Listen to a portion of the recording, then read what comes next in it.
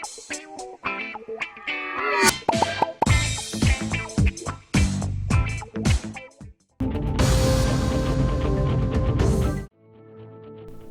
के बल्लागुड़ा इलाके में एक दिल दहलाने वाला वाकया पेश आया। पुलिस के मुताबिक 35 साल अकबर नामी शख्स ने अपने 3 साल बेटे मोहम्मद अनस का कत्ल करके नाश को मूसा नदी में फेंक दिया। अकबर सब्जी का कारोबार करता है, जबकि उसकी बीवी सना बेगम नीलेफर अस्पताल में केयरटेकर के तौर पर काम करती है। उन दोनों के 2 बेटे हैं, बड़ा बेटा 7 साल का और दूसरा मकतूल अनस 3 साल का। अनस कुछ अरसे से बीमार रहता था, उसी वजह से मियाँ बीवी के दरमियान झगड़े होते रहते थे। जुमे की रात बीवी ड्यूटी पर जाने के बाद अकबर ने सुबह के वक्त अनस को तकिए से दम घोंट कर कत्ल कर दिया। उसके बाद नाश को एक थैले में बंद करके बाइक पर ले गया और नयापुर ब्रिज से मूसा नदी में फेंक दिया। अगली सुबह वो पुलिस स्टेशन पहुंचा और पुलिस को बताया कि उसका बेटा लापता है। उसने बताया कि रिश्तेदारों ने बच्चे को घर के करीब छोड़ा था और फिर वो गायब हो गया। पुलिस ने अकबर पर शक करते हुए फोन रिकॉर्ड्स और नजदीकी सीसीटीवी कैमरों की जांच की। फुटेज में अकबर को सुबह के वक्त एक थैला ले जाते हुए देखा गया। सख्ती से पूछताछ करने पर उसने जुर्म का इतराफ कर लिया। पुलिस ने कत्ल का मुकदमा दर्ज करते हुए तहकीकात शुरू कर दी, जबकि बच्चे की नाश की तलाश मूसा नदी में जारी है।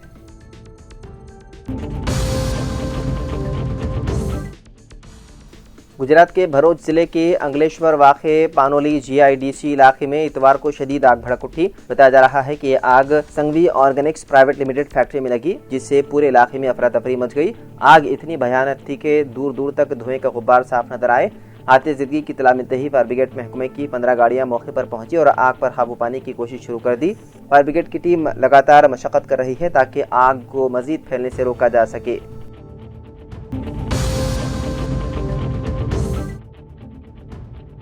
जश्न मीलाद नबी सल्लल्लाहु अलैहि वसल्लम के सिलसिले में शहर हैदराबाद में मजहबी और रिवायती जोशो खरोश के साथ जुलूस निकाला गया। इस मौके पर जुलूसियों में रूहानी अकीदत की गहरी झलक वादे तौर पर देखी गई। जुलूस का आगाज़ शहर की तारीखी मक्का मस्जिद से हुआ, जबकि मरकजी जुलूस के अलावा फलकनुमा, मिस्रीगंज और चार मीनार से भी पुरअमन जुलूस निकाले गए। शुरा ने सब्ज परचम लहराते हुए हुजूर अकरम सल्लल्लाहु अलैहि वसल्लम की तालीमात को याद किया और एक दूसरे को मुबारकबाद पेश की। पुलिस ने जुलूस के दौरान अमन व अमान कायम रखने के लिए सख्त सिक्योरिटी इंतजाम किए।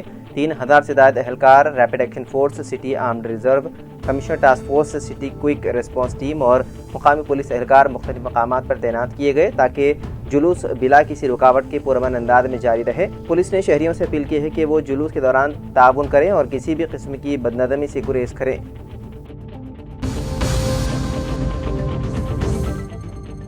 तेलंगाना भर में हफ्ते को मुनक़िदा कौमी लोक अदालत को ज़बरदस्त अवामी रद्द-ए-अमल मिला। इस मौके पर रियासती लीगल सर्विस अथॉरिटी के मेंबर सेक्रेटरी TH पंचाक्षरी ने बताया है कि एक ही दिन में 11 लाख से ज़ायद मुकदमात हल किए गए।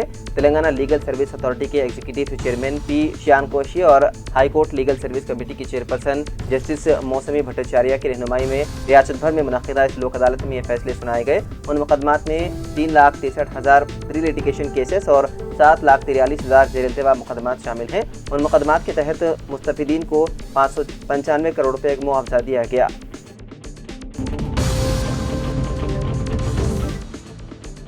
ऑल इंडिया मजलिस इत्तेहादुल मुस्लिमीन के सरबराह बैरिस्टर ओवैसी ने कहा कि बीजेपी ने NCERT का निसाब तब्दील करके मुसलमानों को तक़सीम हिंद का जिम्मेदार करार दे दिया, जो सरासर गलत है। हम तक़सीम के जिम्मेदार नहीं हैं। तक़सीम के नारे सबसे पहले वीर सावरकर ने लगाए थे। लॉर्ड माउंटबेटन और उस वक्त की कांग्रेस हुकूमत तक़सीम के असल जिम्मेदार थे। बीजेपी मुसलमानों पर बिला जवाज इल्ज़ाम लगा रही है। किताबों में यह हकीकत भी छुपा दी गई है कि नाथूराम गॉडसे ने महात्मा गांधी को क्यों कत्ल किया था। बैरिस्टर ओवैसी ने हफ्ते की रात मजलिस के दफ्तर दारुस्सलाम में जलसे मिलादुन नबी सल्लल्लाहु अलैहि वसल्लम से खिताब करते हुए ये बयान दिया।